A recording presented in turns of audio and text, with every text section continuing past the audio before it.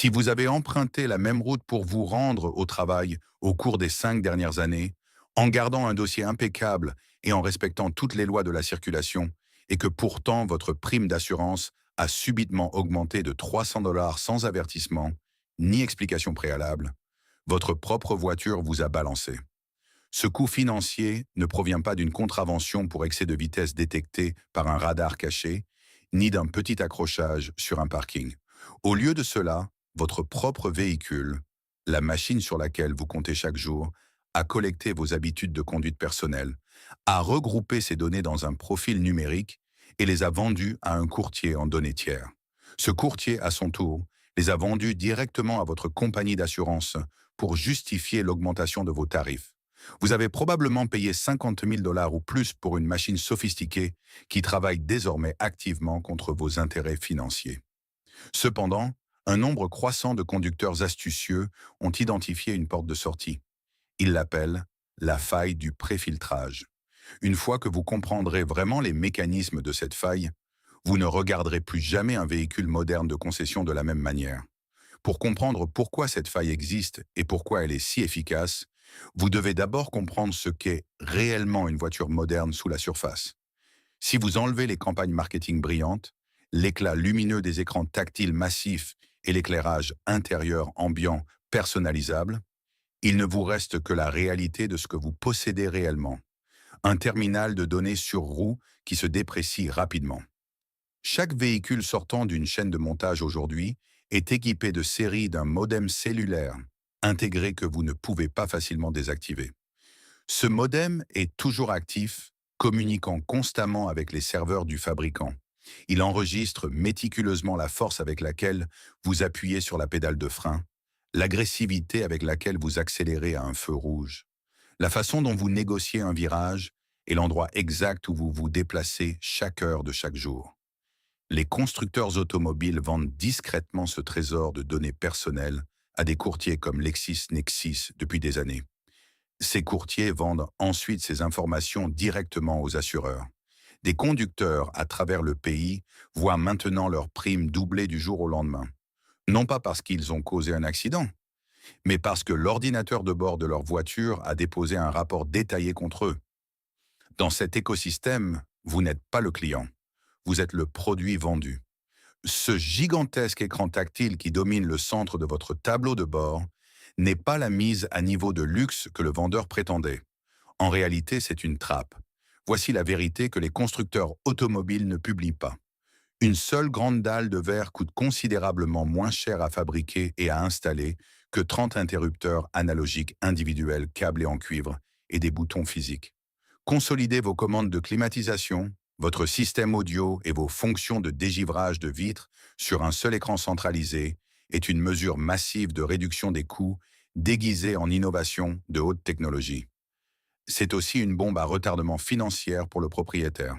Lorsque cet écran finit par se délaminer après des années d'exposition intense au soleil, ou lorsque le processeur interne bon marché grille inévitablement à cause d'une petite surtension, vous ne perdez pas seulement votre radio.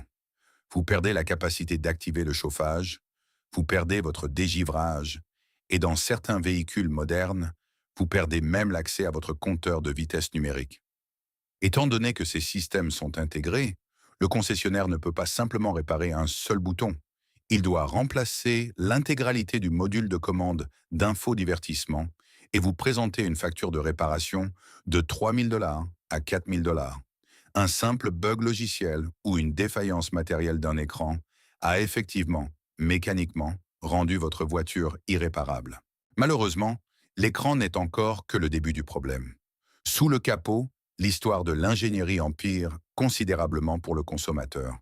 Pour atteindre les exigences gouvernementales de plus en plus agressives en matière d'économie de carburant, les constructeurs automobiles ont été contraints de réduire la taille des moteurs à des dimensions qui n'ont rien à faire sous le capot d'un SUV pleine grandeur sur une autoroute à grande vitesse. Nous voyons maintenant des moteurs 3 cylindres turbocompressés qui sont contraints de fonctionner à des pressions internes extrêmes juste pour compenser leur petite cylindrée. De plus, les transmissions traditionnelles avec de vrais engrenages physiques sont remplacées par des transmissions à variation continue, ou CVT, qui sont essentiellement des courroies métalliques tournant contre des poulies. La pression extrême du turbo fait souvent sauter les joints de culasse prématurément, tandis que les courroies CVT finissent par se transformer en poussière métallique. Ces groupes motopropulseurs modernes ne sont pas conçus pour durer des décennies. Ils sont construits pour fonctionner juste assez longtemps pour passer les cycles de test de l'EPA, puis pour tomber en panne peu après 70 000 miles. L'ensemble du marché automobile moderne a été conçu pour vous maintenir dans un cycle perpétuel d'endettement et de remplacement. Cependant, il existe une fenêtre spécifique dans l'histoire de l'automobile et où aucun de ces problèmes prédateurs n'existe et les acheteurs astucieux l'exploitent discrètement en ce moment. Les mécaniciens appellent souvent cette période le âge d'or, s'étendant approximativement de 1996 à 2008. La raison pour laquelle 1997 est le point d'entrée précis est que c'est l'année où le gouvernement fédéral a rendu obligatoire les diagnostics OBD2 dans toutes les voitures vendues en Amérique. Les véhicules de cette époque spécifique possèdent une injection électronique moderne, ce qui signifie qu'ils démarrent instantanément en plein hiver et fonctionnent de manière fiable. Ils sont équipés de systèmes de capteurs que vous pouvez lire vous-même avec un scanner à 20 acheté dans n'importe quel magasin de pièces automobiles local. Ils sont équipés de dispositifs de sécurité modernes, comme des airbags et des structures de protection contre les chocs, mais parce qu'ils sont antérieurs à la révolution de la connectivité, ils ne contiennent aucun poison numérique. Il n'y a pas de modem cellulaire, pas de courtier en données qui suivent vos mouvements, et pas d'écran tactile qui cuisent au soleil. Au lieu de cela, vous obtenez des clés physiques en acier, des boutons en plastique massif qui produisent un clunk satisfaisant lorsque vous les tournez, et des tableaux de bord analogiques qui vous indiquent exactement ce que la voiture fait sans qu'une couche logicielle n'interprète les données pour vous. Vous obtenez toute la fiabilité de l'ingénierie moderne sans la surveillance ni l'électronique fragile. Les voitures spécifiques que vous devriez viser au cours de cette ère ne sont pas choisies au hasard.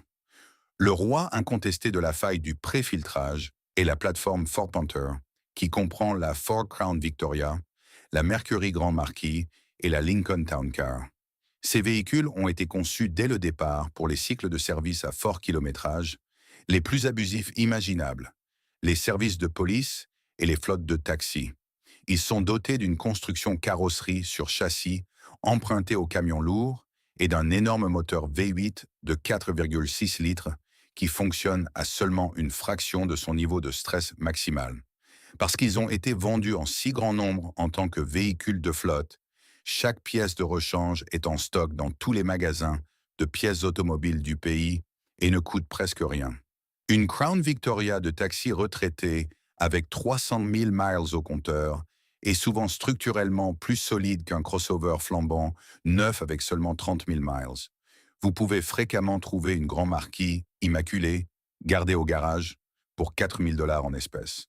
Pour ceux qui ont besoin d'un camion, recherchez un Chevrolet ou GMC de la fin des années 90 avec le moteur Vortec V8 de 5,7 litres, construit avant que General Motors n'introduise le système de désactivation de cylindres à gestion active du carburant qui détruit actuellement les moteurs GM modernes de l'intérieur.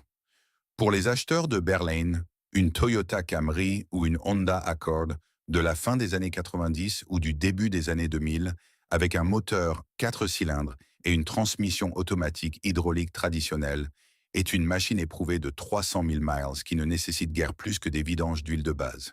Voici comment l'exécution de cette stratégie fonctionne dans le monde réel. Vous économisez 5 000 en espèces. Il n'y a pas de financement, pas de marge de concessionnaire et pas de directeur financier prédateur essayant de glisser des papiers confus sur un bureau à 22h ans. Vous achetez directement à un vendeur privé. Lorsque vous inspectez le véhicule, vous savez exactement ce que vous recherchez. Une clé métallique qui tourne un cylindre d'allumage mécanique, des gros boutons en plastique pour la climatisation et un sélecteur de vitesse connecté à la transmission par un véritable câble en acier. Il n'y a pas de molette rotative ni de bouton numérique susceptible de tomber en panne. Au moment où vous partez au volant d'un véhicule de l'ère analogique, vous avez effectivement coupé le pipeline de données.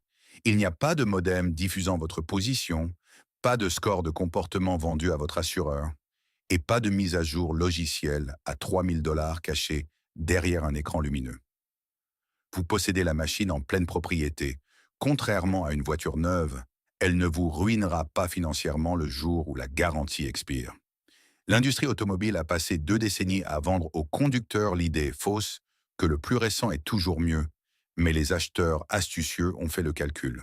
Une voiture à 5 000 $ en espèces, sans collecte de données, et avec des pièces de 5 $ provenant de la casse BAT, un appareil de surveillance à 80 000 $, avec un prêt de 7 ans à chaque fois. La faille était là, à la vue de tous, pendant des années. Maintenant, vous savez exactement où chercher. Si cette analyse a changé la façon dont vous voyez le véhicule moderne garé dans votre allée, assurez-vous de vous abonner et d'aimer la vidéo.